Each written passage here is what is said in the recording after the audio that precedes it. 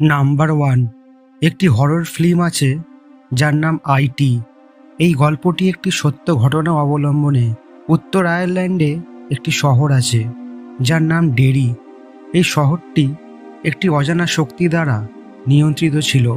এখানে প্রতি 27 বছর অন্তর রহস্যময় ঘটনা ঘটত এবং অনেক শিশুর হত্যার ঘটনাও অমীমাংসিত থেকে যায়। এবং তাদের মধ্যেই সবচেয়ে জনপ্রিয় ঘটনাটি হলো যে একটি নিখোঁজ ছেলে পাওয়া গিয়েছিল এবং তার হাত ছিল না, এবং সেই ছেলেটি লোকেদের বলেছিল যে একটি ফ্যান্টম ক্লাউন তার হাত কেটে নিয়েছে। এই ভিডিওতে আপনি জানবেন ইতিহাসের এমন 14টি রহস্যময় ঘটনা যে সম্বন্ধে আপনি কখনো আগে শোনেননি। তাই এই ভিডিওটি একদম শেষ পর্যন্ত দেখুন। আপনি উপরে যে ফটোটি দেখছেন তা থেকে আমরা সমুদ্রে যে আবর্জনা ফেলেছি তার কারণে সমুদ্রের প্রাণীদের জীবন কতটা কঠিন হয়ে ওঠে তা আপনি কল্পনাও করতে পারবেন না। যেখানে একটি কচ্ছপ তার শৈশবে একটি প্লাস্টিকের রিংয়ে আটকে গিয়েছিল এবং যখন সে বড় হয় তখন তার অবস্থা এই রকম হয়। নাম্বার 3, বিশ্বের প্রাচীনতম হোটেল জাপানের নিশিয়ামা ওনসেন। এটি একজন ব্যক্তির দ্বারা নির্মিত হয়েছিল এবং প্রায় 1300 বছরের পুরনো। এই হোটেলটি এখনও তার পরিবারের 52তম প্রজন্ম পরিচালনা করছে। এই হোটেলে মোট 37টি কক্ষ রয়েছে, যার মধ্যে একটি রাতের থাকার ব্যবস্থা রয়েছে। আবাসন ভাড়া প্রায় 33,000 টাকা। এই হোটেলের নাম গিনিস বুক অফ ওয়ার্ল্ড রেকর্ডেও রেকর্ড করা হয়েছে। নাম্বার 4, উনাকোটি ত্রিপুরার জঙ্গলে অবস্থিত একটি রহস্যময় স্থান। ভগবান শিবের উদ্দেশ্যে উৎসর্গ করা একটি তীর্থস্থান। এই জায়গাটির রহস্যজনক বিষয় হলো এখানে মোট 99,99,999টি মূর্তি রয়েছে, যা আজ পর্যন্ত কেউ সমাধান করতে পারেনি যে এই মূর্তিগুলো কে তৈরি করেছে, কখন এগুলো তৈরি করা হয়েছে, এবং সবচেয়ে আশ্চর্যের বিষয় হলো এখানে একটি কেন কম 1 কোটির মধ্যে। নাম্বার 5, গরুর চাট্টি এবং প্রধানমন্ত্রী নরেন্দ্র মোদীর মধ্যে সম্পর্ক অনেক পুরনো। 1980 থেকে 1990 সাল পর্যন্ত প্রতি বছর মোদিজি এখানে আসতেন এবং 1 মাস এখানে থাকতেন এবং কেদারনাথের দর্শন করতেন।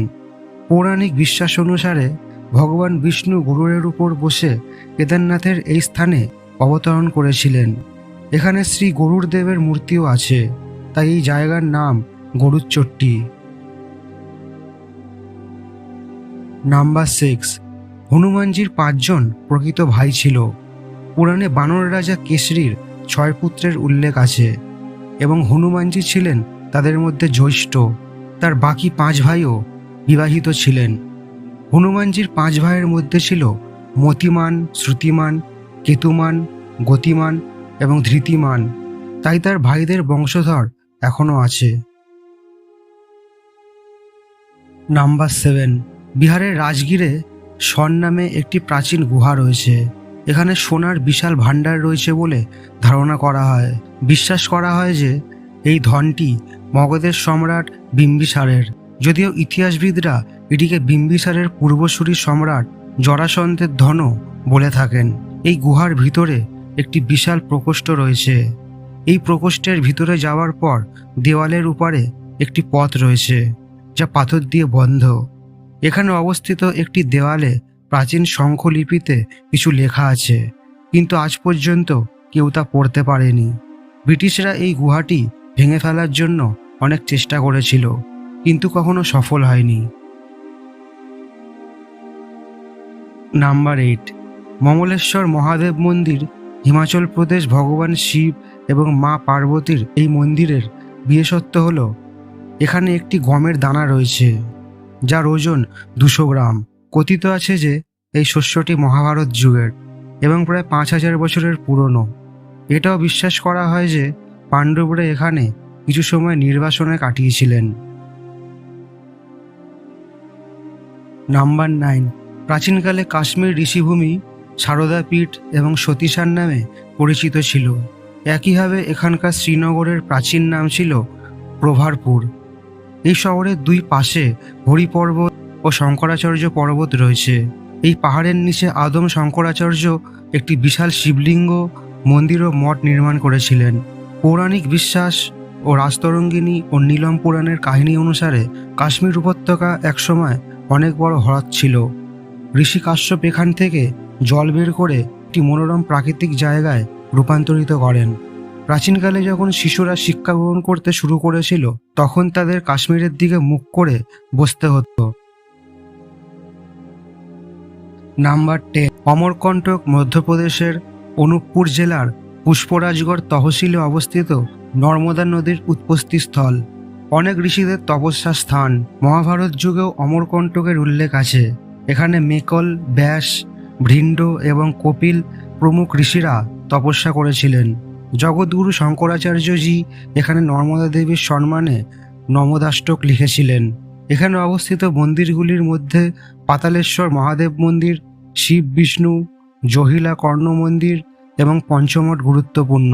কোটিতীর্থ হল মা নর্মদার আদি স্থান। এখানে প্রায় 34টি সাদা রঙের মন্দির রয়েছে। এখানে নর্মদা উৎপত্তি পুকুর, যেখান থেকে নর্মদা নদীর উৎপত্তি, যেখান থেকে দেবী নর্মদা প্রবাহিত হয়। অমরকন্টক তার প্রাকৃতিক সৌন্দর্যের জন্য পরিচিত। বিন্ধ্যাচল, সাতপুরা এবং মাইকাল পর্বতমালা এখান থেকেই শুরু হয়। নাম্বার 11, পৌরাণিক কাহিনী অনুসারে পাতাল নাগলোকের কোথাও একটি জায়গা আছে যেখানে সাপ মানুষের আকারে বাস করে। পৌরাণিক বিশ্বাস অনুসারে নাগলোক মহাতালে বাস করে। 7 ধরনের পাতালগুলির মধ্যে একটি, যেখানে ঋষি কাশ্যপের স্ত্রী কন্দ্র এবং ক্রোধ থেকে জন্ম নেওয়া বহুমুখী সাপ ও সাপের একটি সম্প্রদায় বাস করত। এর মধ্যে কাহুক, তক্ষক, কালিয়া ও সুসেন প্রভৃতি প্রধান সর্প হিসেবে বিবেচিত। কাশ্মীরের অনন্তনাগ এলাকা তাদের দুর্গ হিসেবে বিবেচিত হতো। কাংড়া, কুল্লু এবং কাশ্মীর সহ অন্যান্য পার্বত্য অঞ্চলে নাগ ব্রাহ্মণদের একটি জাতি এখনও বিদ্যমান। নাগা আদিবাসীরাও সাপের সাথে সম্পর্কিত বলে মনে করা হয়। আজও ছত্তিশগড়ের বস্তারে নল ও নাগ রাজবংশ এবং কাওয়ারধার ফণি নাগ রাজবংশের উল্লেখ আছে।